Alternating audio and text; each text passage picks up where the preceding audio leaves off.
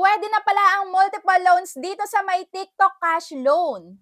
Na-offeran nga ako at naaprubahan agad-agad kahit na may existing loan ako sa kanila. Akala ko isang beses lang dito pwedeng mag-loan hanggat hindi mo nababayaran yung isa is hindi ka nila ma-offeran. Pero hindi pala.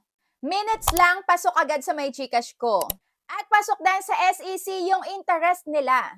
So sa video na to, i-share ko sa inyo kung saan ba makikita yung utangan na to sa may TikTok application, as in cash mo talaga siyang mawi-withdraw. Kung paano ba magkaroon agad nito, paano ba agad ma-offeran, gaano ba kataas ang interest, at anong mangyayari pag na-overdue ka, if ever man.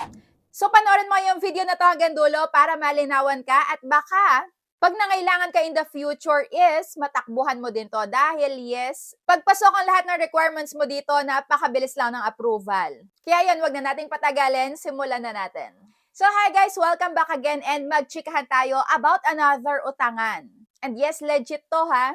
So unang-una, saan ba makikita to? Siyempre, i-open nyo yung TikTok application nyo and then i-click nyo yung your orders. And dyan makikita nyo nga yung cart coupons, bonus, samples, pay later. I-click nyo yung pay later. So dyan makikita nyo nga yung pay later na credit limit nyo. At dito sa baba, eto na yung pinaka-cash loan. So i-click nyo lang itong special for you.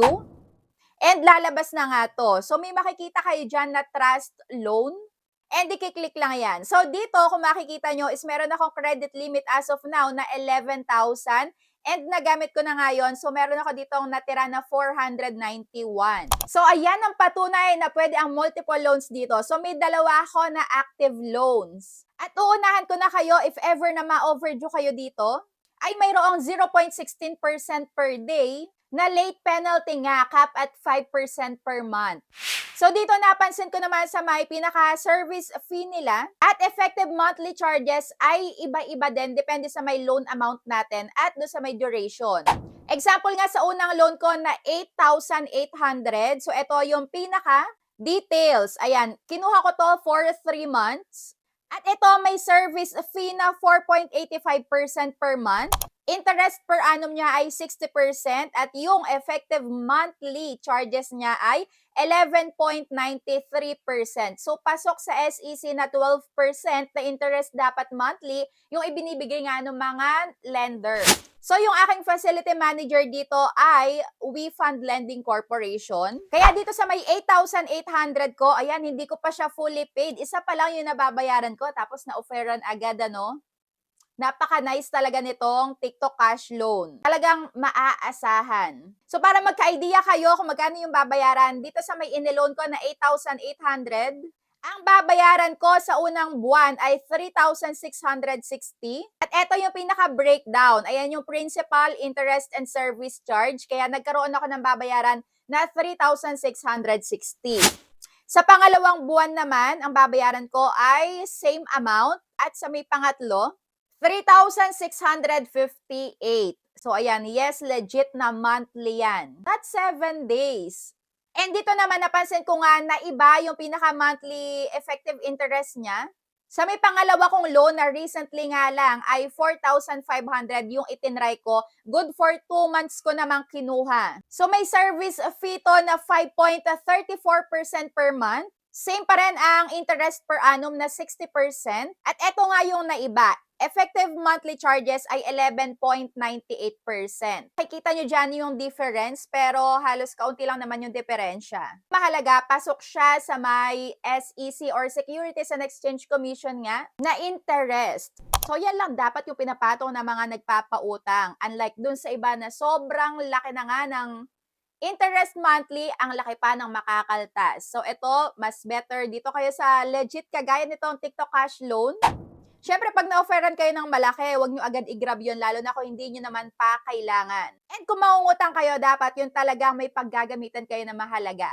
So once nga na ma-offeran kayo, ayan, eto na yung lalabas, i-withdraw nyo lang yung loan, and then pamimiliin kayo dito ng 2 months, 3 months, 6 months. And bago kayo mag-go, makikita nyo na agad dyan yung pinaka-breakdown ng pagbabayad mo monthly. So for example, dito, sa 4,500, kung kinuha ko to ng 6 months, ang babayaran ko ay 1,188. Kung 3 buwan ko siya kukuhanin, ang babayaran ko ay 1,871. At yung 2 months nga, ito yung gino ko, 2,662. So, ayun, withdraw loan lang and then i-accept natin itong kanilang loan agreement and privacy agreement. At dito nga, bago ko i-go is binasa ko ulit yung kanilang loan agreement and pagka nga na-overdue ka is possible na ma-blacklist ka na dito sa kanilang cash loan. Even sa my pay later kasi konektado yung dalawa na yan.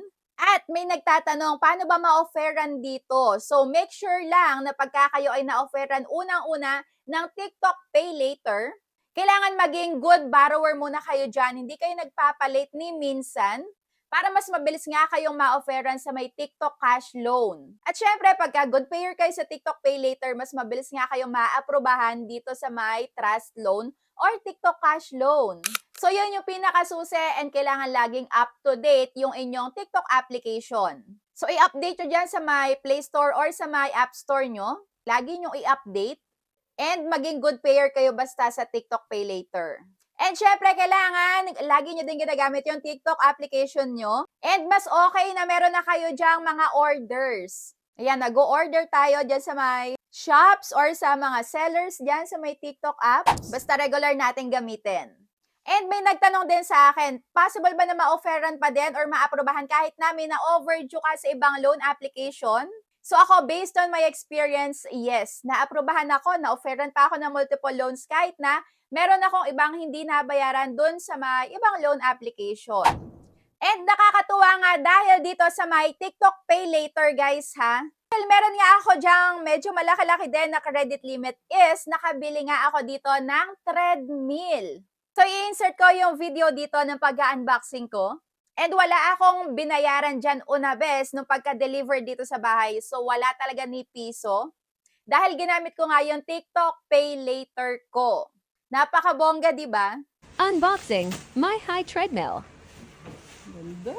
May treadmill na tayo.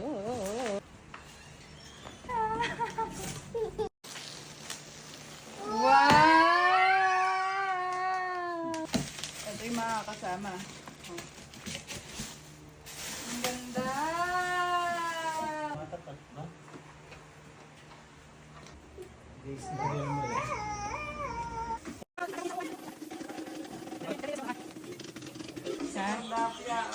So, monthly kong babayaran yan.